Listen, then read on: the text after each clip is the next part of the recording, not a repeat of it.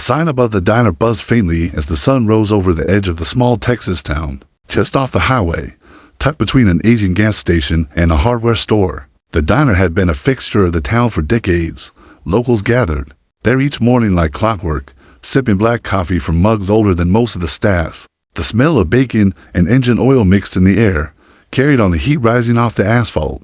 That morning, a new waitress stepped inside. Madison James paused just inside the front door, adjusting her apron and pulling her dark brown hair into a loose bun. She was 22, lean but strong, and she moved like someone used to standing for hours. Her face was calm, though a little tired. What drew attention, however, wasn't her face, it was the tattoo stretching boldly across her forearm, a bald eagle, mid-screech. Its wings flared in full detail. In its claws, a tightly folded American flag. As she stepped behind the counter, the regulars noticed. At table 3, a group of retired mechanics leaned in. Another one with ink, one muttered, "Can't tell the patriots from the posers anymore." The others chuckled. Madison heard them. She didn't flinch. The diner owner, Gloria, met her behind the counter and gave her a quick smile. "Morning, Maddie. You got the front half today. Breakfast rush is the usual zoo. You good?" Madison nodded. Always. Her first table was an elderly couple, polite and quiet. Then came a trucker passing through, friendly enough. She refilled coffees, cleared plates, smiled just enough to do her job without inviting conversation. But it wasn't long before the whispers started again. At the veterans table near the window, a heavyset man with a Vietnam cap pointed toward her as she walked by. "I bet she ain't even held a rifle," he said. "These kids get inked up. Think it makes them warriors." More laughter. Not cruel, but dismissive. She walked past, head high. They didn't know. They didn't know the meaning inked into her skin. They didn't know that 2 years earlier, she'd stood by a flag-draped coffin as Marines folded a real flag into a triangle and handed it to her mother. They didn't know she had barely spoken since that day, that she got the tattoo not for attention, but to remember a promise.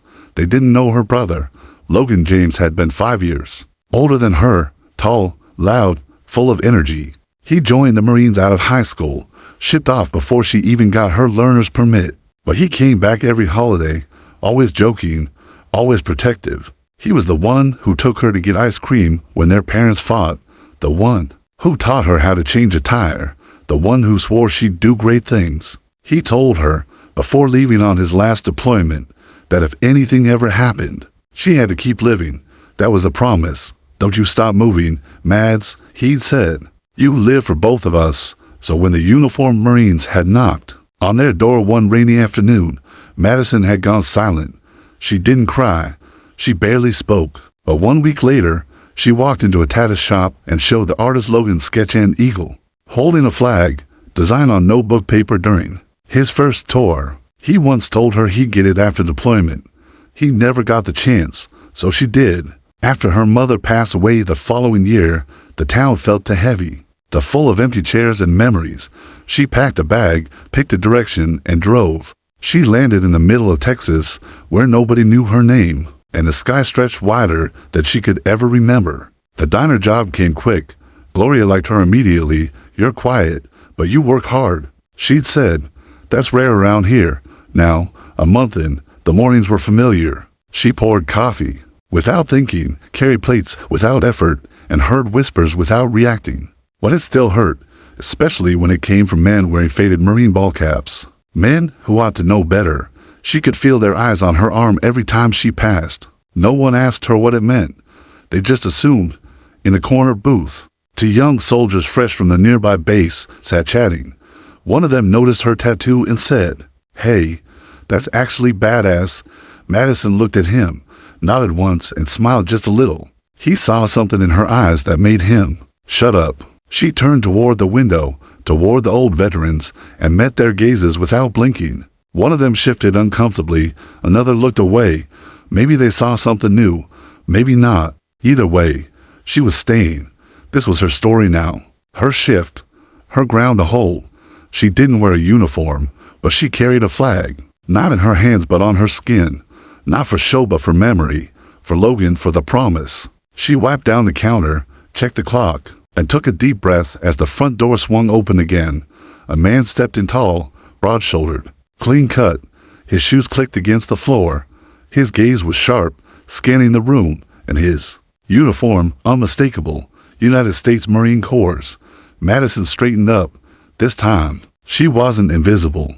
The man who entered wore a sharply pressed Marine Corps uniform, dark blue with red piping. A chest full of ribbons and a silver eagle on his collar left no doubt this wasn't a fresh recruit. This was a full-bird colonel. The diner felt unusually quiet. Regulars stared without shame. The older veterans straightened slightly in their seats, trying not to look impressed. The colonel's boots landed with purpose as he walked toward an empty table near the back table 9, under the old Coca-Cola clock.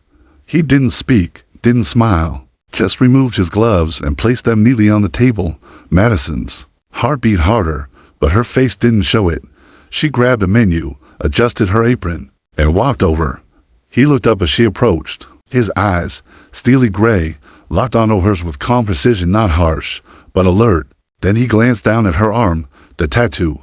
Madison froze for half a second. Her instinct said to shift her arm, hide it slightly behind the menu, but she didn't. She let him see it fully, the ink bold and proud beneath the soft diner lights. The colonel stared for a beat longer than normal, then barely perceptible he gave a slow, single nod. No questions, no comments, just acknowledgement. She handed him the menu. Coffee? Yes. Black. He replied, voice low and gravelly. She turned without another word and headed to the counter. Gloria leaned in, high rank. Haven't seen one like him in a long time. Madison nodded, pouring the coffee into a thick white mug. Colonel, Marine. You nervous? Gloria asked. No, Madison said, and she meant it. She'd never met a colonel before, but somehow she wasn't intimidated. His silence was heavier than the laughter from the others and far more respectful. Back at the table, she placed the mug down gently. Let me know if you're ready to order. I'll take eggs, scrambled, no toast. She jotted it down, nodded once, and walked off. But even as she took other orders and refilled other cups, she felt his eyes occasionally drift back to her tattoo. He wasn't judging. That much she could tell.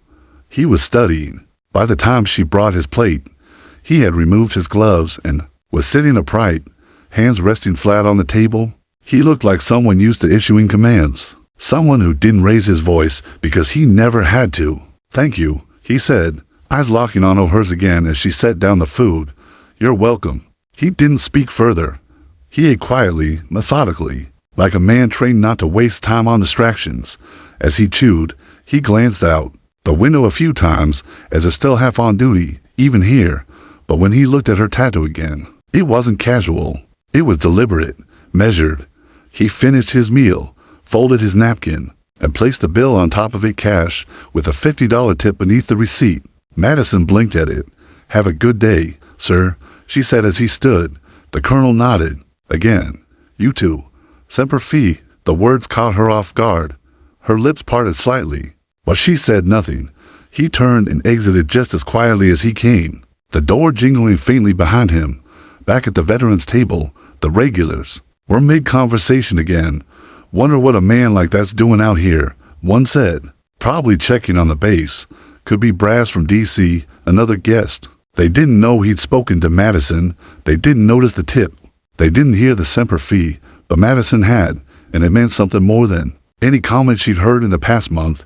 That night, at her small one-bedroom apartment, she sat on the floor in front of Logan's photo. She lit the tiny candle she kept beside it and stared at his smiling face. In the uniform he wore so proudly, a colonel, Logan, she whispered, a real one. He saw the tattoo. She touched her arm, fingers lightly tracing the eagle's wing, and he didn't laugh.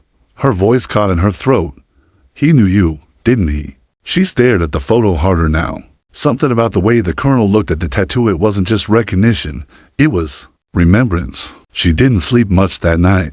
By the time the sun rose again, she was dressed and ready, standing outside the diner before Gloria even unlocked the front door. Early again? Gloria said with a laugh. Couldn't sleep. Inside, the smell of butter and bacon filled the air as it always did. Madison took her place behind the counter, but she kept glancing toward table 9. By 7:45 a.m., the bell chimed. He was back, same uniform, same walk, same table. She approached, same as before, Offering the coffee, black, she asked, though she already knew. He nodded, yes. She placed the mug gently, and this time, he looked up more directly. That tattoo, he said finally, you don't have it just to wear it. No, she said. Marine, my brother. The colonel nodded slowly. Logan James, her stomach clenched. Yes, he served under me, the colonel said, voice quiet but clear. We'll talk soon. He picked up his mug, sipped, and said nothing else. Madison stood frozen for a second longer, then turned to walk away, heart pounding, eyes wide, the world shifting beneath her feet. He knew Logan, and he hadn't just recognized the ink. He remembered the man. Madison's hands trembled slightly as she picked up the empty plates from table 4. Her mind wasn't on the dishes, or the coffee she was supposed to refill, or the food ticket being called from the kitchen. All she could hear were the colonel's words from earlier that morning. He served under me. We'll talk soon. He knew Logan, not just his name, not just the tattoo. He served with him. He remembered him. Madison gripped the counter a little too tightly as she returned to the register. Gloria noticed. You all right, Maddie? Yeah, she said, forcing a nod. Just a little tired. But she wasn't tired. She was awake now in a way she hadn't been in years. The colonel finished his meal, left another generous tip, and walked out with that same composed silence. But this time, Madison watched every step. She wanted to stop him, to ask what he remembered, what Logan said, how he acted in his final months, but something held her back. It didn't feel like the right moment. Not yet. She knew he'd come back. That evening, Madison went home, kicked off her shoes, and sat cross-legged on her worn carpet. The lights dimmed. Logan's photo beside her again. Her tattoo itched slightly under the cotton of her sleeve. She rolled it up and stared at it. She could still hear his voice sometimes. You gotta promise me, Mads, if I don't come back, you live for both of us. She hadn't responded when he said that. She'd been too angry that he was leaving again. They had argued the night before deployment. She didn't hug him, didn't even say goodbye properly, but she had kept the promise. After his funeral, everyone said the right things. He was brave. He died with honor. He loved you, but no one ever told her what really happened. Not his commanding officer, not the Marine liaison. The final report was vague. Enemy engagement. Helmand Province. Now, suddenly, the man who might hold answers was sitting in her section every morning, and each time he came, he said a little more. On Thursday, he lingered a moment after paying. Logan talked about you a lot. Madison paused. He did. The colonel nodded. Said you were tougher than he'd ever be. She almost laughed. He said that. He meant it. He left again, just like that. No lingering, no small talk. But something about the way he spoke told her it wasn't empty comfort. He was a man who didn't waste words. The next day, he arrived just after sunrise. A different table was open, but he chose table 9 again. Madison had already poured his coffee before he sat down. This time, he waited until she brought his food. You know why he got that eagle drawn? She nodded slowly. He showed me the sketch when I was 15. Said he wanted to get it tattooed after his second tour. The colonel took a bite of eggs, chewed, and set his fork down. He came to me a few weeks before that last mission, the colonel said. He had the drawing in his journal. I saw it. I remember thinking it looked bold, like something that meant more than just pride. Madison leaned forward slightly. Did he say anything else? He said he was scared. The colonel said quietly, not of dying, of being forgotten. He worried that he wouldn't be more than a name on a wall. I told him that wouldn't happen. He looked at her then, not as a waitress, not as some kid, but as someone carrying weight. He understood. You proved me right, he added. She didn't know what to say. Her throat tightened. Her fingers curled around the edge of her notepad to keep from shaking. Later, after he left, Gloria walked up to her while wiping down the counter. He talks to you more than he talks to anyone else, she said casually. What's the story there? Madison hesitated, then finally answered. He knew my brother. Gloria's face softened. Logan, right? You knew. You mentioned it once. Quietly, I didn't ask. Madison looked around the diner. It was filled with people who judged her without knowing anything. People who still sat at the same table every day and spoke too loudly. She wondered how many stories were buried under those trucker hats and coffee stains. She thought about the men who laughed at her tattoo that first day.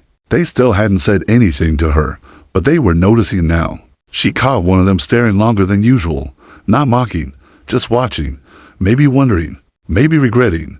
The next morning, Saturday, the colonel didn't come in. Madison tried not to feel disappointed, but something felt off. She kept glancing at the door, waiting for that calm presence, that subtle nod, that steady hand placing cash on the table. It never came. By evening, she felt like the air had thickened, like something unfinished was hanging in the space between memory and reality. Logan's voice echoed faintly in her mind again. You live for both of us. She went home, turned on the porch light, and sat on the steps, arms around her knees. She didn't cry. Instead, she whispered, I want to know everything. Because now, for the first time, she believed someone truly could tell her, and she wasn't going to miss the chance. Sunday morning broke gray and still. The sky hung low, heavy with the kind of clouds that rarely gave rain, but dulled everything beneath them. The diner lights buzzed gently against the haze, and the town felt quieter than usual, like something was waiting to happen. Madison arrived early again, unlocking the back door before even Gloria pulled up. She brewed the first pot of coffee in silence, barely noticing the clatter of cups or the soft crackle of the radio behind the counter. Her thoughts were on table 9. Yesterday, the colonel hadn't shown, and though she had no reason to expect him every day, something about his absence had left her unsettled. He'd been coming all week, every morning, without fail, calm, precise, watching, remembering, and now, nothing. At 7:13 a.m., the door opened. Madison looked up quickly and there he was, same uniform, but with a worn leather folder tucked under his arm. His boots carried more weight this time, his steps just a fraction slower, as if whatever he held had mass beyond the physical. He nodded once in her direction and made his way back to table 9. She poured the coffee and walked it over without needing to ask. Morning, he said, voice lower than usual. Morning, she replied, setting the mug down. I thought maybe you weren't coming. I almost didn't. She waited, standing by his table, unsure whether to ask more, but he opened the folder himself, carefully. Placing the laminated photos side by side on the table, Madison leaned in slightly and recognized Logan instantly. He was in uniform, seated cross-legged in the Afghan dust, grinning with a wild sort of pride. Behind him, half a dozen other Marines rested in the heat. The other photo was more solemn, Logan standing in profile during sunset, saluting with one hand, rifle slung across his back. He carried that sketch in his front chest pocket, the colonel said, tapping the second photo. Said it reminded him what he was fighting for. Madison took a seat across from him. She didn't ask permission. She simply couldn't stand anymore. I never saw these, she said quietly, eyes locked on her brother's face. They weren't in the official release, the colonel replied. Taken by a private on our last assignment together. He sent them to me later. I thought, you should have them. Her fingers brushed the edge of the photo. Thank you. I owe your brother more than words. He said, he saved lives over there, more than once. She looked up, tears pressing gently behind her eyes. Can you tell me what happened? The colonel took a long breath, eyes shifting toward the window for a second before returning to her. We were clearing a compound. Small intel mission, supposed to be clean. It wasn't. Logan was on point when the ambush hit. He radioed in, but instead of pulling back, he charged, drew fire, gave us time to reposition. That call saved 5 men. Madison's hand went to her mouth. He was hit, 2 shots. He was conscious when I reached him, said one thing before we got him on the bird. What? She whispered. Tell my sister I kept my promise. The room felt like it tilted. She couldn't breathe for a moment. Everything, the clink of dishes, the hum of conversation behind the counter, the scrape of forks faded. She had no words. The colonel reached into the folder again and pulled out a folded envelope. It was creased at the corners but sealed, with her name written in Logan's handwriting across the front. Her breath caught. He gave me that 2 days before the mission. Said not to mail it unless. She took the envelope with shaking hands. Her name, written in permanent ink, curved with the same wild loops he used on birthday cards. It felt warm somehow, like it still held part of him inside. I don't even know what to say, she whispered. You don't have to. He stood, straightening his back. He left the folder on the table. I'll be back tomorrow, he said. Madison sat alone at table 9 long after he left. Gloria brought her water without a word and returned to the counter. No one disturbed her. The regulars, some of whom had once whispered and laughed, now glanced her way and looked down. Quiet respect had begun replacing empty talk. Later that evening, when the diner closed, Madison sat in her apartment under the same soft lamp beside Logan's photo. She opened the envelope with careful fingers. Inside was a single page, handwritten. Mads, if you're reading this, I didn't come back. I'm sorry, but don't cry for me. Live, love someone, keep your fire, and don't ever let anyone make you feel small. Get that eagle tattoo, carry it proudly, and if anyone laughs, let them. One day, someone will understand exactly what it means. Always your big brother. Logan. Madison pressed the page to her heart, closed her eyes, and let the tears come. He had kept his promise. Now, she would keep hers. Monday brought a rare chill. The wind swept across the highway and pressed against the diner's glass like a question waiting to be answered. Inside, the smell of fresh coffee and warm cinnamon rolls filled the air, but the mood was still like everyone felt something shifting. Madison moved between tables as always, quick on her feet, polite with customers. But her mind never drifted far from the envelope folded neatly in her apron pocket. She hadn't let it out of her sight since the colonel handed it to her. He arrived just after 7:30 a.m., same as usual. This time, though, he wore civilian clothes, simple jeans, a tucked flannel shirt, and boots polished enough to still whisper Marine. He carried nothing, just himself and that same focused presence. He sat at table 9, without a word. Madison poured his coffee before he asked, "You off duty today?" she said, glancing at his casual clothes. He nodded. "Sometimes the uniform does more talking than I need." She smiled faintly, understanding. There was a comfort in being ordinary sometimes. As the breakfast rush began, the diner filled with familiar faces. The same veterans who always laughed till loudly and stayed till long filled their usual corner. One of them, a large man with a deep voice and a booming laugh, leaned toward the others and muttered something just loud enough for Madison to hear. "She get that ink from a Cracker Jack box, or what?" The others snorted into their mugs. One slapped the table in amusement. This time, she didn't walk past in silence. She turned, calmly, and walked over to refill their coffees. Her face didn't show anger. It didn't show anything. She poured each cup, then stood there a moment longer. "You ever ask me what it means?" she said softly. The table quieted. The man blinked at her. "Excuse me, my tattoo. You made comments since my first shift, but not once did any of you ask." There was an awkward pause. Then another veteran, thinner and older, looked away uncomfortably. "I didn't think it was our business," he said quietly. "It wasn't," she agreed. "But you made it yours every time you laughed." The large man scowled slightly. "We just didn't know." Madison gave a small nod. "I know." Without raising her voice, she turned and walked back to the counter. The colonel had seen everything from his table. He rose, stepped away from table 9, and walked calmly toward the veteran's corner. The diner fell in a hush. He stopped beside the table, his eyes meeting the largest man's without flinching. "I served with Logan James," he said, voice steady. "That tattoo on her arm, it's his design. He died saving 6 men, including me. That ink is a tribute earned through blood. You want to mock it again?" The big man swallowed hard. His hands went still on the table. The colonel didn't wait for a reply. He removed his flannel shirt slowly, revealing muscular forearms covered in ink. On his right arm, stretching from wrist to elbow, was the same eagle and folded flag as Madison's. The room was frozen. "You think a tattoo is a joke," he continued. "Then you don't remember the men who wore them before they fell. She carries her brother's memory with honor, while you sit here judging someone who lives the values you claim to respect." He turned to Madison, who stood rooted behind the counter. "She's more of a Marine than most who wore the uniform and forgot what it meant afterward." No one spoke. Even the cook had stopped moving in the kitchen. Gloria, wiping the glass behind the bar, set it down slowly and whispered, "Damn." The colonel picked up his flannel, threw it over his shoulder, and returned to table 9. He didn't gloat.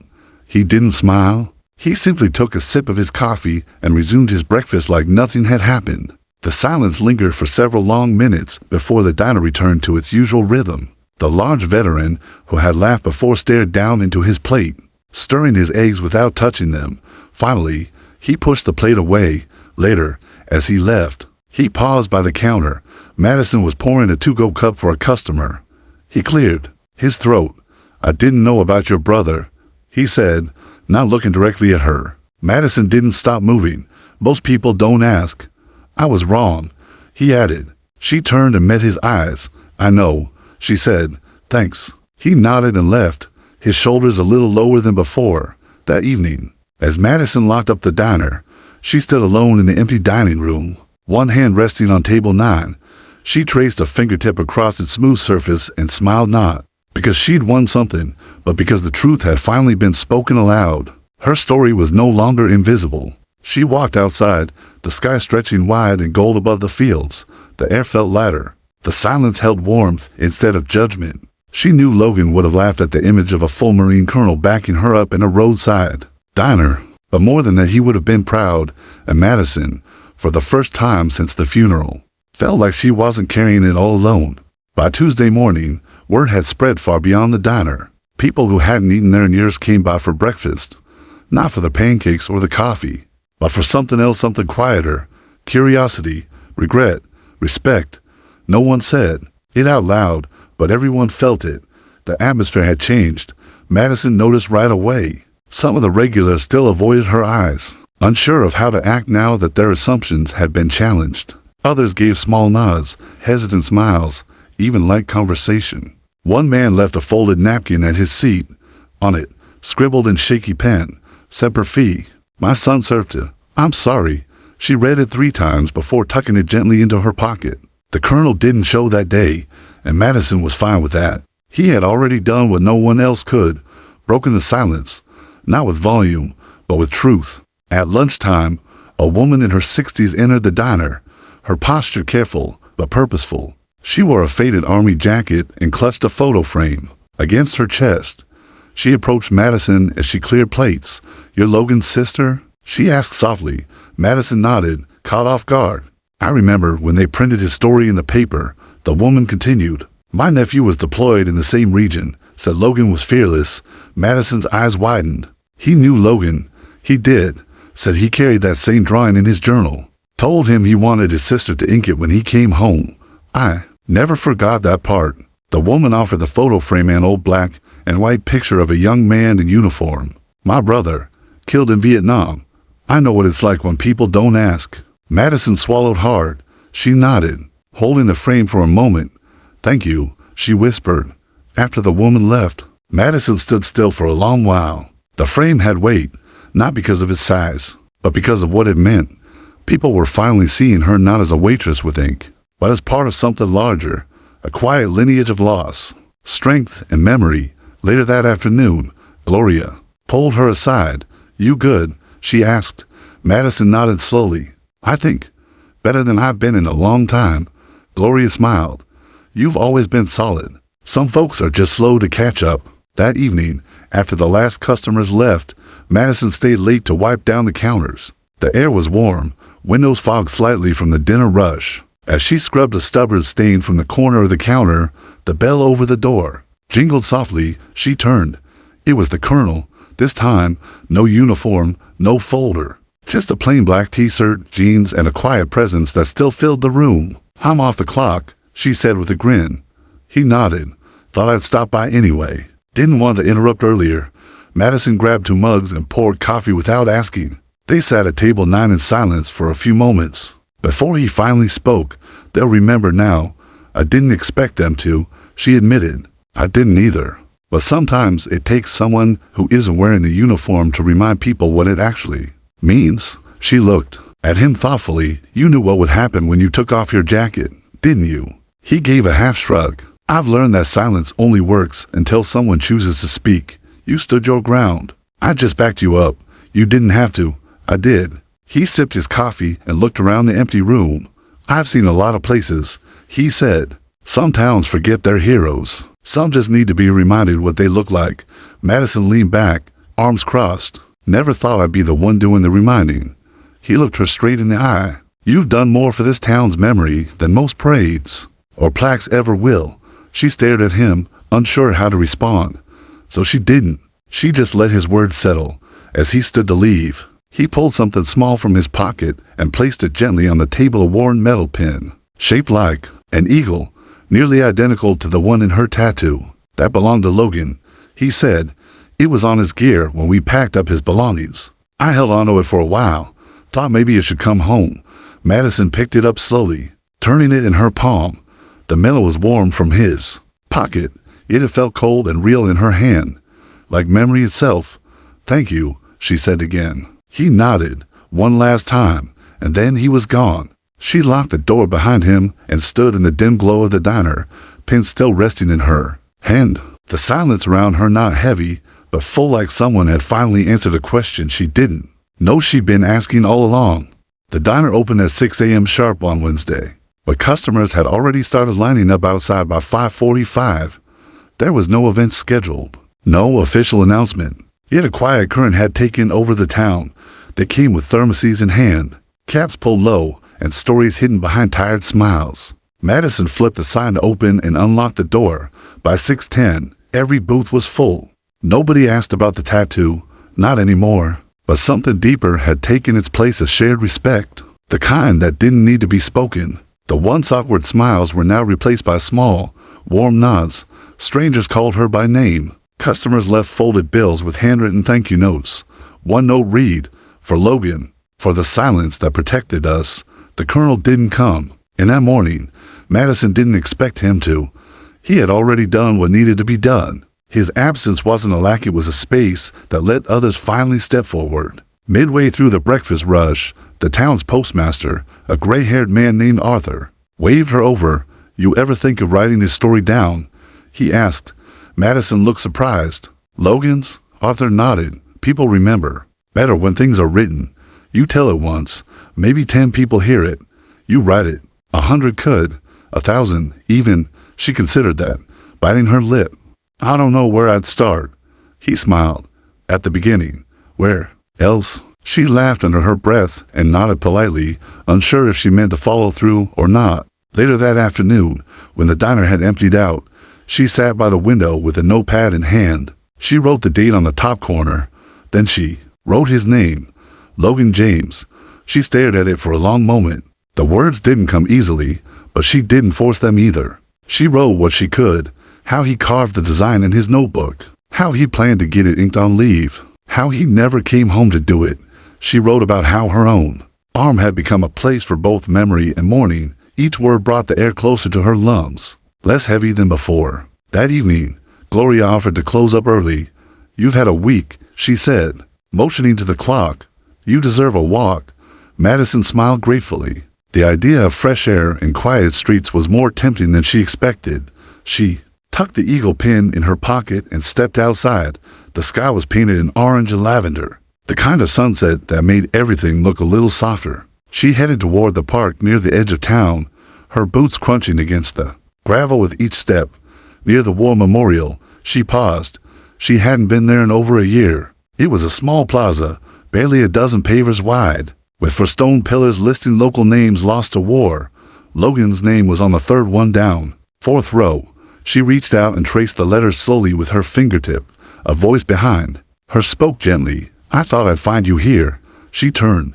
It was the Colonel. He stood a few feet away, hands in his pockets. Not in uniform, but unmistakable all the same. "Didn't want to intrude," he said. "You're not," she replied. They stood in silence, watching the sky shift into dusk.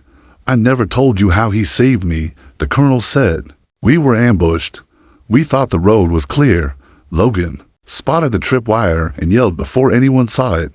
He could have taken cover, but instead, he pushed me down behind a jeep, took the blast himself." Madison's throat tightened. "I held his hand until the medics came," he continued. "He didn't say much, just said, 'Tell Maddie it wasn't for nothing.'" She closed her eyes. A tear slipped down her cheek. "He called me Maddie." The Colonel nodded. "Every time." Madison laughed softly through her tears. "I hadn't heard that name since high school." They stood there as the stars emerged one by one, bright against the deepening sky. "I wish I'd known you sooner," she said. "You didn't need to," he replied. "You already knew who you were." He handed her a folded sheet of paper. "There's a veterans fundraiser in 2 weeks. I think you should speak. Just tell them what you told me, or don't. Just be there." She unfolded the paper and looked at the details. Her eyes flicked over the name of the keynote speaker. "Call David Elson Rhett." She smiled. "I'll come." He nodded. Then I'll save you a seat." As he walked away, Madison stood by the monument a while longer, the wind tugging gently at her hair. The gravel beneath her feet felt solid, and the sky above seemed a little closer than before. She tucked the paper into her notebook, where Logan's name now appeared not only in stone, but in ink alive in memory, woven into her own voice. She turned back toward town, ready to keep walking. The sun rose quietly on the morning of the fundraiser, casting a golden glow over the school auditorium where the event would be held. Folding chairs lined the polished floor, rows of them filled with veterans, families, and community members. Flags stood posted at the stage's edge. A single microphone waited in the center, upright, simple, and slightly intimidating.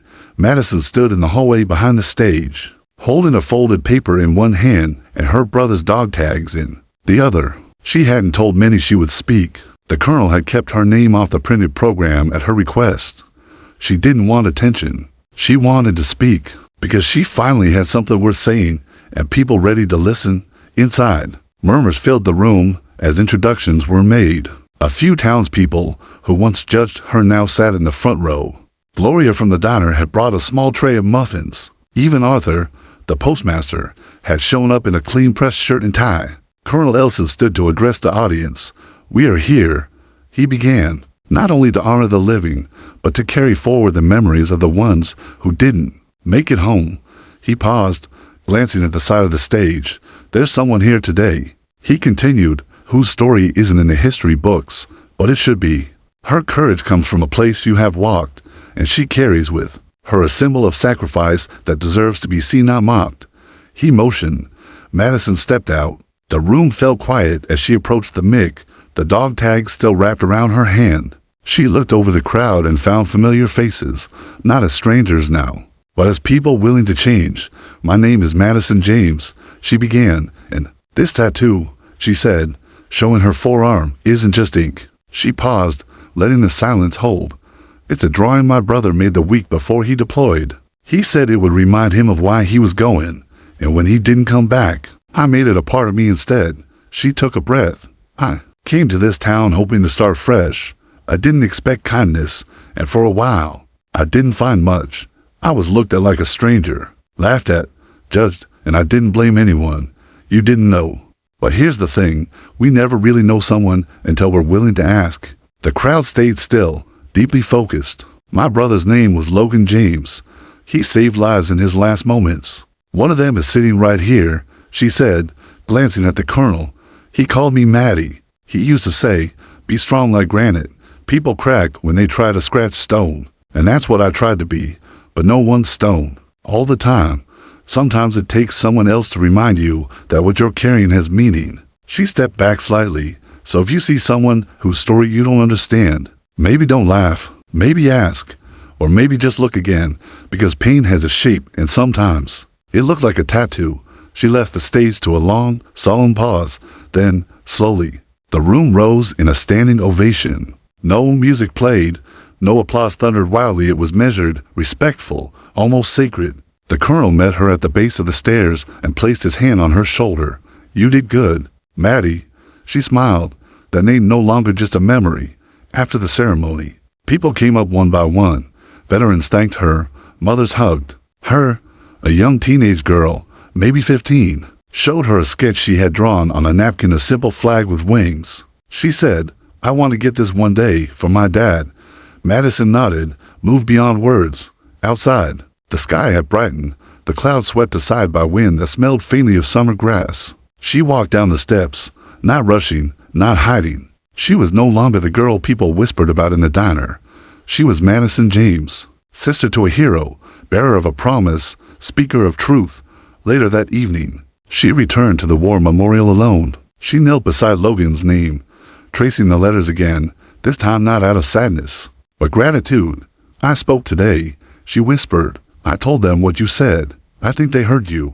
She looked at the fading light, the edges of day curling into twilight. "I thought I got this tattoo for you," she said. "But maybe it was always for me, too." Her phone buzzed an unknown number.